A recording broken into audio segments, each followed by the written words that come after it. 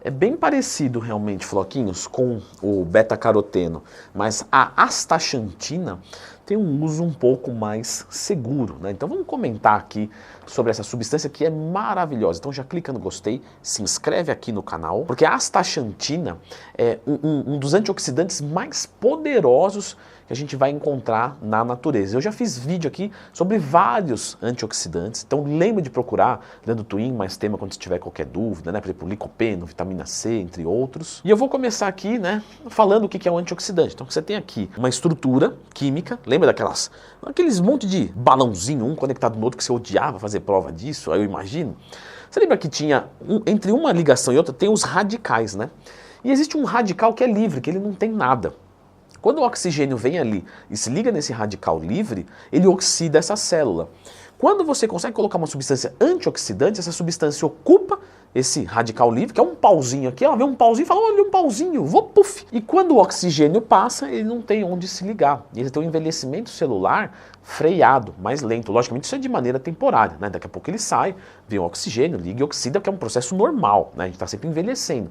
Mas se a gente consegue frear isso um pouco, nós conseguimos minimizar a chance de doença, de um monte de outras coisas. E quando a gente fala dela, não necessariamente a gente tem que suplementar. Tá, gente? Por exemplo, ela é muito encontrada em sucos. Suco de laranja, de manga, de damasco, na própria água de coco, no gengibre, né? Tem vários lugares. Mas às vezes a gente quer uma quantidade maior para ter alguns outros benefícios. É disso que a gente vai comentar aqui. E aí a suplementação fica válida. Inclusive eu tenho um curso de suplementação, o link está aqui na descrição, dê uma olhada. Bom, a astaxantina, ela é muito mais poderosa, né, do que outras da categoria dos beta-carotenos. Então ela pode ser, por exemplo, de 10 a 100 vezes mais antioxidante do que o próprio beta-caroteno ou o licopeno.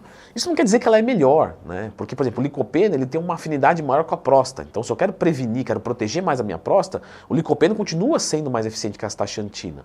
Mas, se eu quero, por exemplo, diminuir a chance de infarto, combatendo a aterosclerose, que é o acúmulo das gorduras nas artérias, a astaxantina é mais forte para isso. Então ela protege mais o nosso coração do que o licopeno ou o beta-caroteno. Existe também um benefício da astaxantina, porque assim, eu comentei sobre isso, de ser um antioxidante e tal, tem gente que vai exagerar no antioxidante. Quando você exagera no antioxidante, você cria um ambiente pró-oxidante, ou seja, você aumenta mais ainda, né, a oxidação. Coisa que com a astaxantina não acontece. Mesmo em dosagens mais altas, ela não reverte esse sistema. Então, eu vou socar vitamina C para sair pelas orelhas. Pode ser ruim, pode piorar o processo de proteção. Agora, a astaxantina, não. Obviamente você não vai exagerar, até porque financeiramente isso não é legal, mas é um dado importante, né? A gente vê algumas coisas, pessoal, eu digo isso porque já tive aluno da consultoria que me perguntou, pô, Leandrão, a astaxantina eu vi que é bom para treino, que melhora a performance, porque ela é antioxidante, então ela reduz o ácido lático. Galera, para performance, a astaxantina não se mostra relevante. Você não vai treinar mais pesado, correr mais rápido, nem mesmo ajudar na recuperação muscular para ser mais rápida. Mas eu também já recebi dúvida de aluno falando o seguinte, mas ela é anti-inflamatória, e o anti-inflamatório atrapalha a hipertrofia muscular.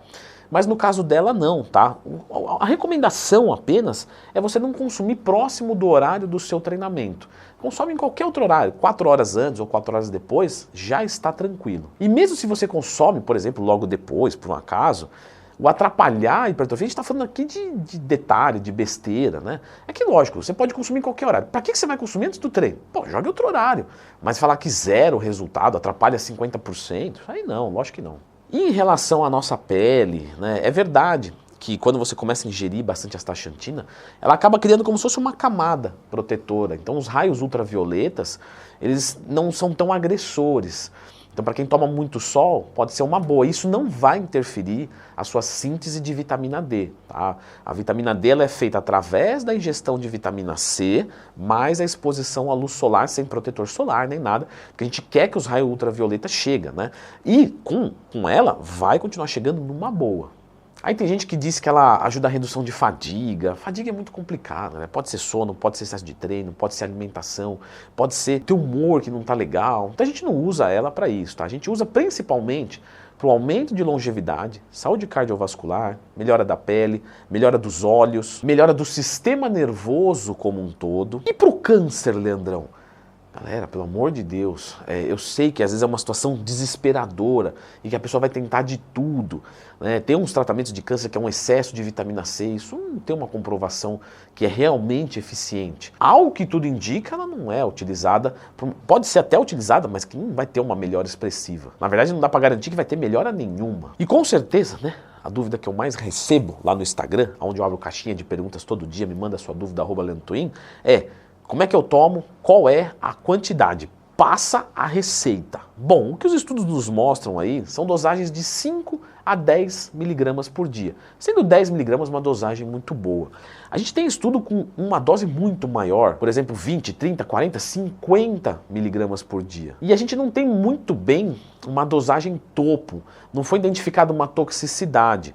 Mas o que a gente tem de melhor, pelo menos hoje, quando eu estou gravando esse vídeo, é que dosagens de até 10 miligramas são boas. Acima disso, meio que começa a ser mais do mesmo e não começa a ter diferença nenhuma que justifique o investimento. Mas a grande verdade é que não há ainda um fechamento, né, de literatura da melhor dose da astaxantina. Então, até onde se estudou, não chegou a uma conclusão de quantos miligramas por dia é o ideal. Quando eu falei dessas dosagens aqui, eu estou falando de dosagens de suplementação, tá? Então você vai consumir sua alimentação normal e você vai jogar entre 5 a 10 miligramas por dia. E se eu quiser jogar uma dose acima, né, o que os estudos nos mostram? Mostra que uma dose de 20 miligramas por até 3 meses, que foi o tempo que observou, não viu efeito colateral nenhum. Acima de 3 meses, né, o estudo foi descontinuado, então a gente não sabe. E uma dose única, tá, de até 48 miligramas, também não mostrou efeito colateral, de uma vez, né? 48 de uma vez. A única coisa que foi relatada foi que as fezes ficaram mais avermelhadas, mas de forma totalmente benigna. Então não é nenhum problema ficar, é porque a pigmentação dela passou para as fezes. Mas é inofensivo para a saúde de quem está fazendo a ingestão. Certo? Eu fiz um vídeo aqui, pessoal, falando sobre longevidade, né? Como é que eu faço para viver 100 anos com saúde, ou qualquer coisa nesse sentido. Então, eu acho que quem está, né, procurando astaxantina está procurando muito longevidade, saúde, melhora da qualidade de vida. Então, dê uma olhadinha nesse vídeo aqui, como viver mais de 100 anos com saúde.